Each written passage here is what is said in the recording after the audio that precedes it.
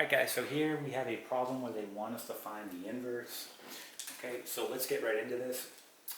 Now before you find the inverse, you want to see, okay, if the inverse is going to be a function.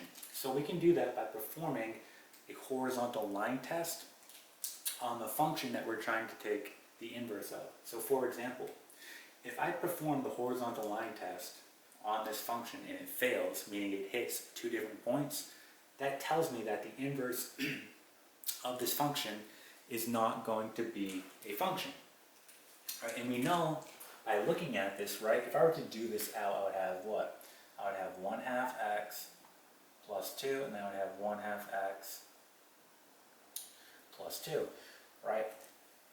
And we would have to multiply doing FOIL. If I do my first terms here, right, I would be left with an x squared, meaning, right, I'm dealing with a quadratic here.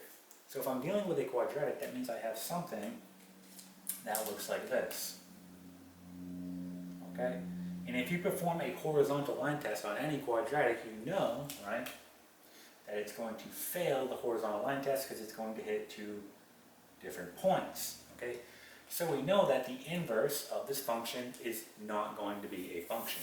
Okay? So when writing the inverse, just know that you can't write it in function notation. So for example, normally when we write the inverse of a function, right, we show it by writing it like this, where we have f and then -1, right, x.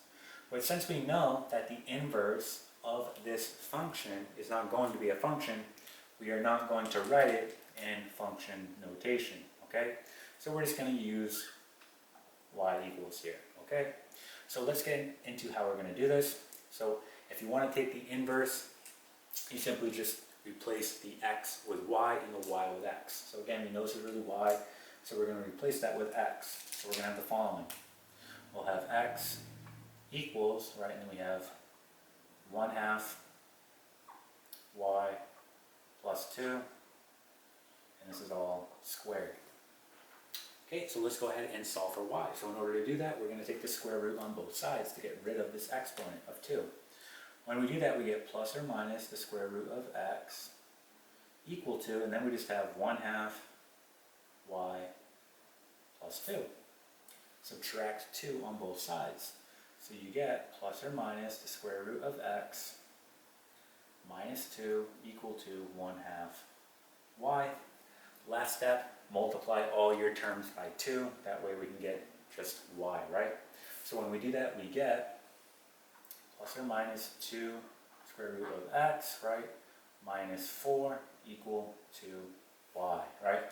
So the inverse of this function is the following. We get y equals plus or minus 2 square roots of x, right, minus 4.